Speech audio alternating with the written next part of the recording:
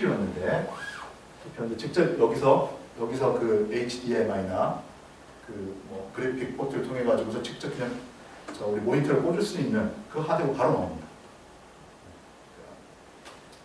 그래서 이것도 추세죠, 추세. 아까 제가 맨 처음 올라갔던 시스템의 발전 과정 보면은 프로세서가 만들어지면은 우리가 인베디드 쪽을 위해서 SoC라고 해가지고 칩 하나에다가 CPU, 메모리, 뭐 스토리지 이런 거 다 넣는다고 했는데 사실 이렇게 데스크탑 CPU에서도 그래픽 기능까지 포함되어 있는 CPU가 요즘은 이제 나오고 있게 되는 거죠.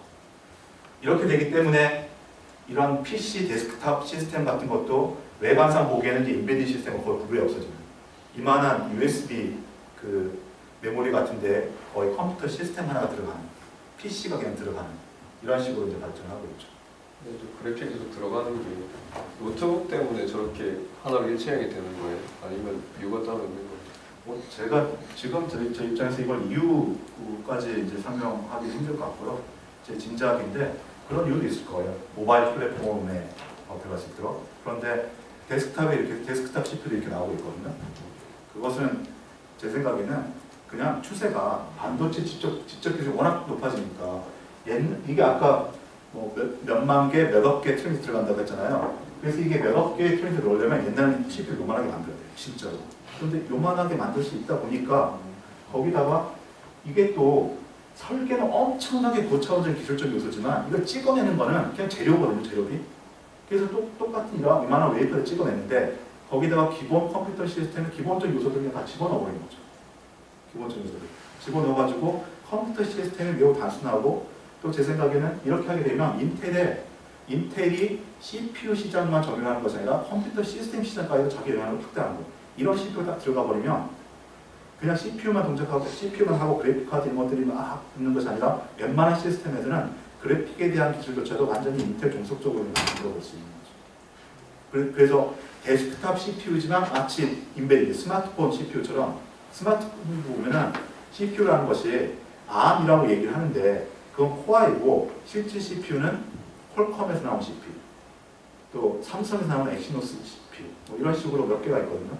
그래서 그걸 누가 장악하느냐가 또 이제 시장에서는 실제로 영향력으로 되기 때문에 이런 거에 넣어가지고 함으로 해가지고서 인텔이라는 이 이제 공룡이 그냥 이 PC 플랫폼 시장까지도 그 CPU 단순히 CPU가 부품으로 들어가는 게 아니라 이 플랫폼의 아키텍처까지 그냥 다 주도를 해버리는 그런 아마 제가 얘기한 결과인 것 같고요. 그것 때문에 그렇게 했는지 잘 모르겠지만 그런 영향을 줄 수 있는 이 설계 접근 방법이 있는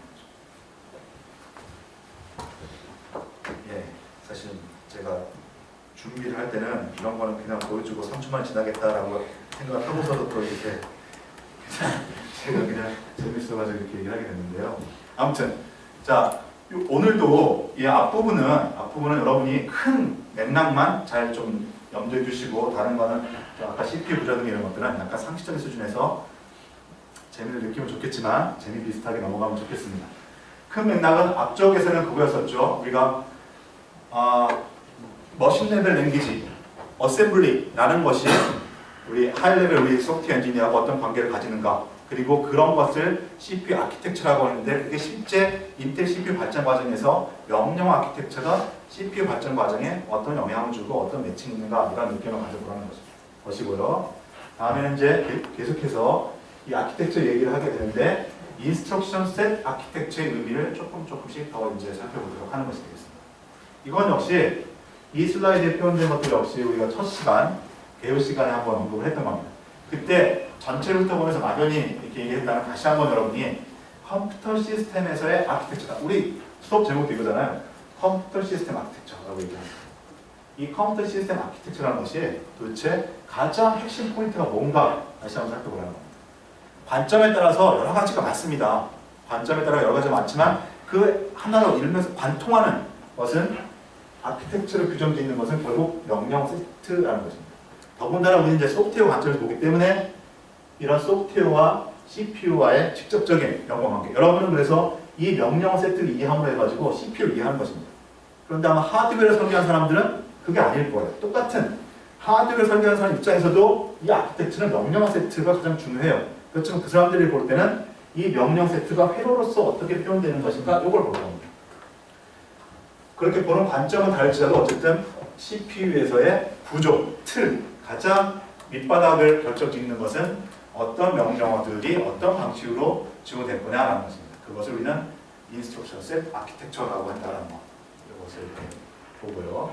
우리가 이제 소프트웨어 엔지니어 입장에서는 아까 맨 첫 부분에 소프트웨어 엔지니어가 왜 어셈블리 코드를 봐야 되냐, 이제 그 부분을 넘어갔다라고 가정하면, 아 그래 이래서 이제 어셈블리 코드 봐야 돼라고 한다면 여러분이 뭘 봐야 되냐면, 그런 어셈블리 코드가 CPU의 동작을 지정하고 CPU의 동작을 이해하기 위해서 어떤 명령의 형식이 될 거며 어떤 레지스터를 어떤 방법으로 쓰는가, 요것들을 여러분이 좀 살펴볼 필요가 있게 됩니다.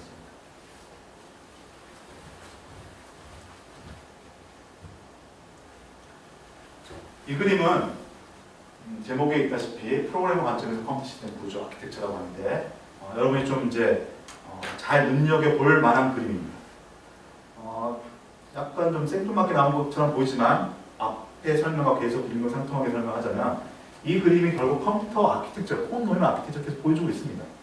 CPU와 메모리가 있고, 메모리 안에는 프로그램과 데이터가 저장되어 있는데, CPU는 이 데이터와 명령어를 가져다가 하나씩 하나씩 실행하는 거다라고 하는데, 이걸 이제 어떤 관점에서 더 이제 살펴보냐면은, 그래서 이 CPU라는 것을 스냅샷으로 계속해서 뭔가 얘기를 하죠. 이제 흘러가고 계속해서 뭔가 하는데, 한순간 한순간 딱딱 멈춤을 만들면은 CPU라는 걸 뭐라고 우리가 규정할 수 있다면 어떤 상태를 표현하는 상태 기기다라고 표현할 수 있습니다.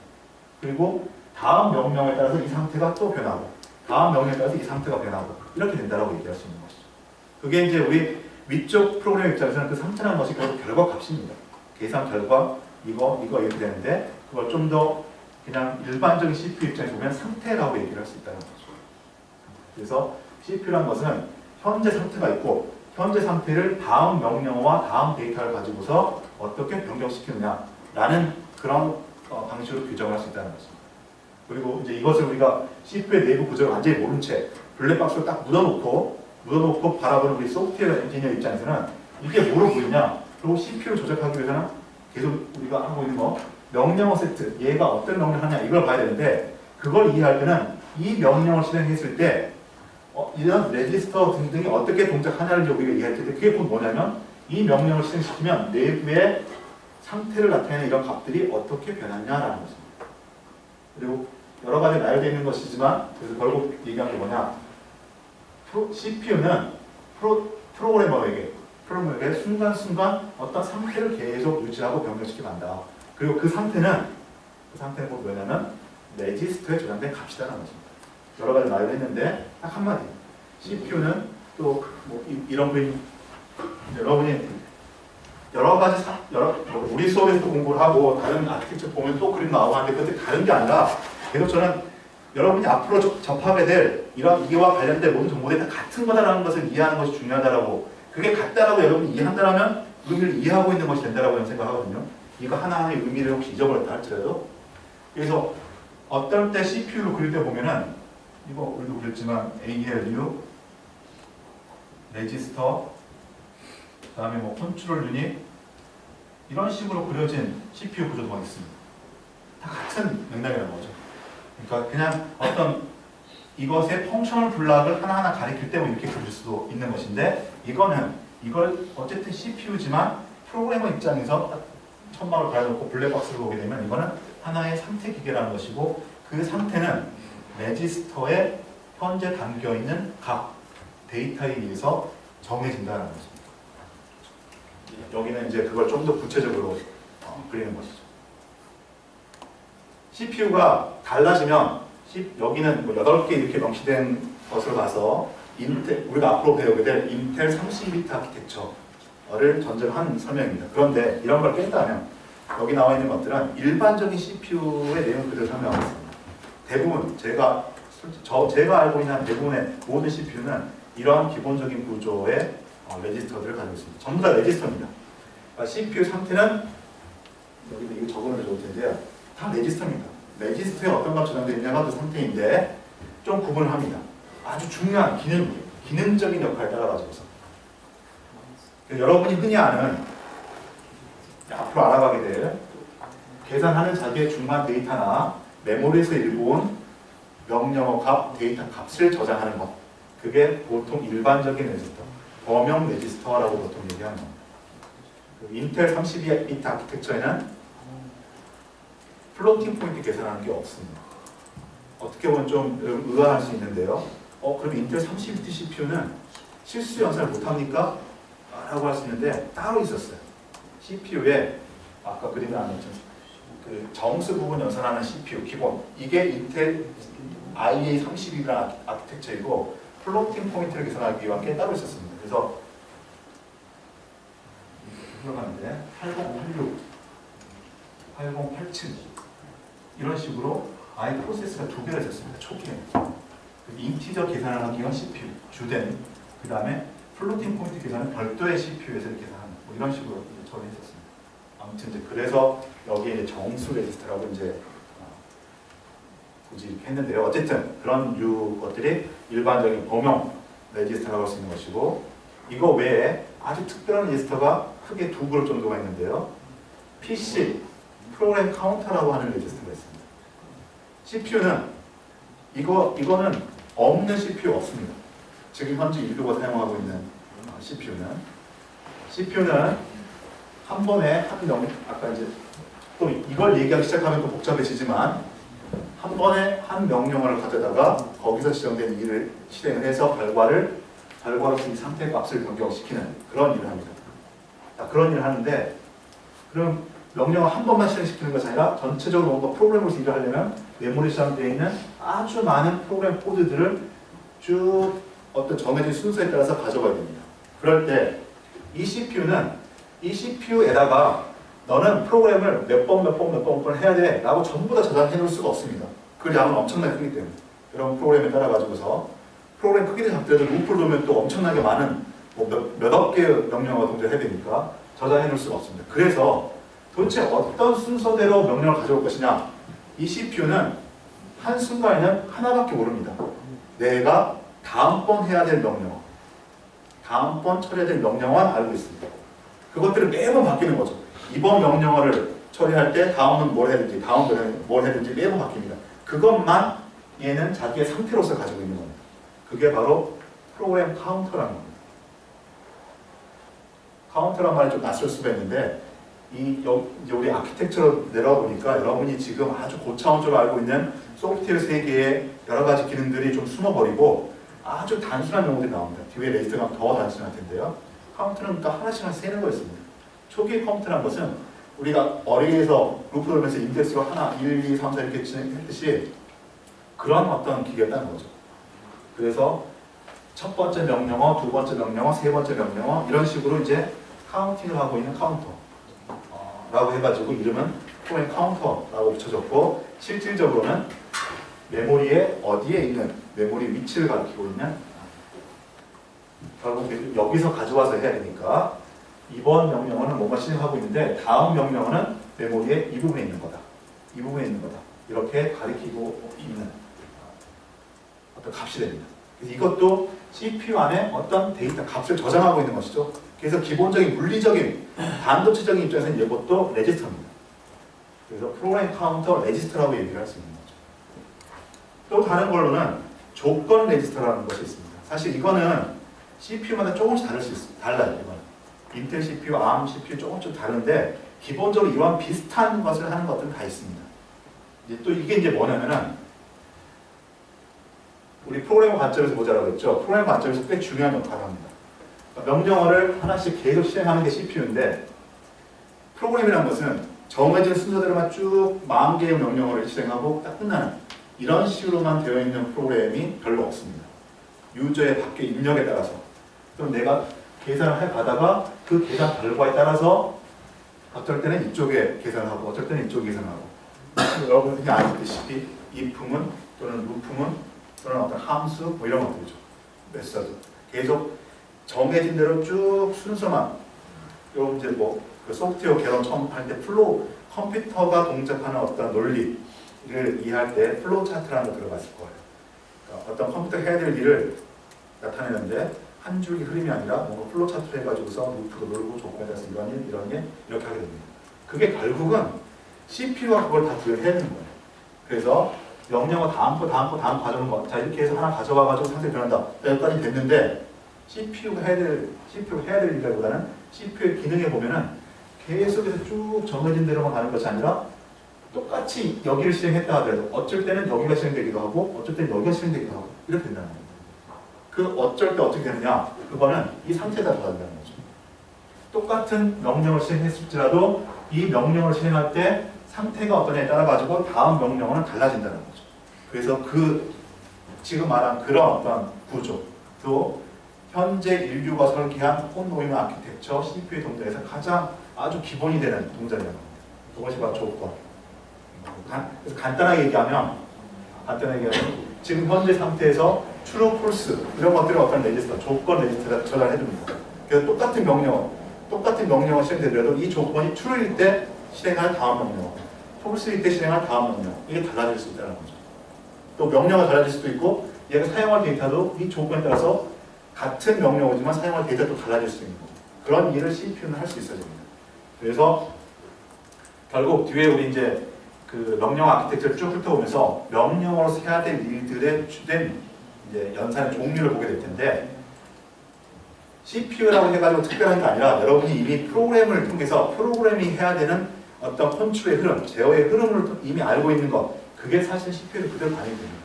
왜냐하면 여러분이 CPU를 보고서 그 프로그램 랭귀지를 배우지는 않지만 결국 여러분의 프로그램 랭귀지라는 것은 CPU가 해야 될 일을 사람이 일일이 지정해 줘야 되는데 그걸 일일이 지정하는 게 너무 복잡하니까 프로그램 랭귀지라는 걸 만들어가지고 사람이 좀 더 편리하게 해야 될 일을 지정해주면 컴파일러가 CPU가 이해하는 일로 바꿔주는 거였죠. 그러니까 여러분이 지금 프로그램에서 했던 다양한 어떤 컨트롤의 흐름이 결국 최종적으로 CPU에서 이루어져야 되는 거고 그 CPU에서 하는 한마디로 주된 흐름은 한 4번 이런 어떤 그 계산 결과라든가 입력 값을 나타내는 상태라는 것이 있고 그 상태에 따라서 다음 명령어를 가져와야 되고 그런데 그 일 중에서 또 아주 핵심적인 게 다음 작업을 하는 데 있어가지고서 현재 상태에 따라서 조건에 따라서 다음에 해야 될 일이 결정되는 이런 정도가 현재 인류가 사용하고 있는 컴퓨터 시스템, 이 CPU의 가장 근본적인 동작인 겁니다.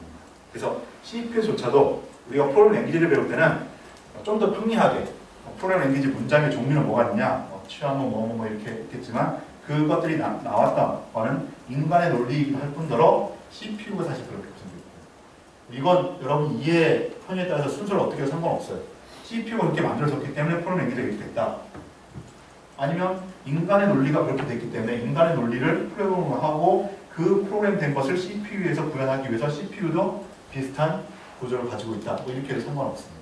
아무튼 그런 것들을 종합해가지고 결국 CPU라는 것은 껍데기를 딱 씌워놓고 소프트웨어 엔지니어 입장에 보면은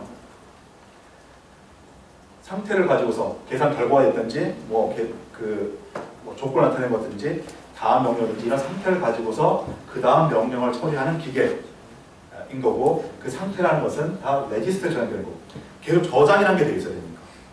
한번 전기 흘러가고 많으니까 저장이 되어 있으니까 레지스터인 것이고 그 레지스터를 크게 분류해보면 이렇게 한 3개 정도로 구분해 볼 수 있는 게 CPU 구조다라는 것입니다. 그냥 펑셔널 블락에서의 구조, 우리가 소프트웨어를 실제 동작시킨다는 개념에서의 구조 이렇게 볼 수 있다는 거죠. 여기 메모리까지 적은 거는 좀 더 넓게 컴퓨터 시스템을 좀 더 넓게 보면은 사실 메모리에 들어있는 것들도 상태, 확장된 상태라고 볼 수 있다는 거죠. 그래서 메모리까지 이렇게 됩니다. 그냥 잠시 쉬었다가 이제 우리 실제 하이 레벨 소스하고 또 기계와 관계를 좀 더 자세하게 살펴보겠습니다. 지난주에 연습 문제 풀이 냈잖아요. 제가 나름대로 피드백 적었는데 읽어보세요. 질문사항 있어요? 내가 다시 보지는 않고 처음에 올려놓은 형식 가운데 내가 잘못 적어놓은 것도 좀 있더라고.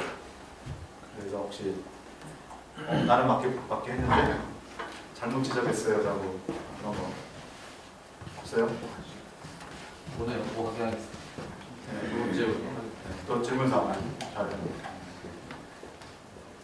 또 아마 제 수업의 과제는 저는 그렇게 느끼는데 여러분 어떻게 느끼고 좀 간단하잖아요. 과제는 그렇게 많지 않잖아요. 그래서 별로 이렇게 주고받을 게 많지 않겠지만 그런 데서 질문사항 있으면 언제든지 게시판이든지 꼭 계속해서 이해할 수 있도록 하고. 이번 주 거는 그 플로팅 포인트 하는 거 연습문제 하나만 해가지고 그리고 그냥 테이블에 값을 채우는 거라서 특별한 피드백은 없을 것 같고요. 여러분들은 그게 어떤 과정에 통해서 만들어지는지는 좀 알고서 적었으면 좋겠어요. 정답만 공개해 주시면 될까요? 네, 마감이 오늘 저녁 있죠. 네. 정답은. 그리고 오늘 넥스트에서니까 자기가 하는 거 제일 중요하다고 이렇게 생각을 하고 그냥 알아서 하는 것이고 연습 문제 풀이 과제만큼은 좀 시간을 지켜요. 그 다른 뭐 이제 뭐 프로그램하고 하는 거는 뭐 늦게도 똑같이 한 거랑 연습 문제 하는 거 사실 좋잖아. 정답 딱 공개됐는데 뭐 다음 날 내고 그러면 좀 이상하잖아. 제가 저 늦게 제출한 학생도 어쨌든 우리 이제 또 수업에서는 성적도 하니까 성적에 다 가능합니다. 한 만큼 또 원하는 애들하고 형평성 좀 좋은 거를 해가지고 많이 하니까 그래도 어쨌든 과정상 하는데 가급적이면 문제 풀이는 그때 내는 걸로.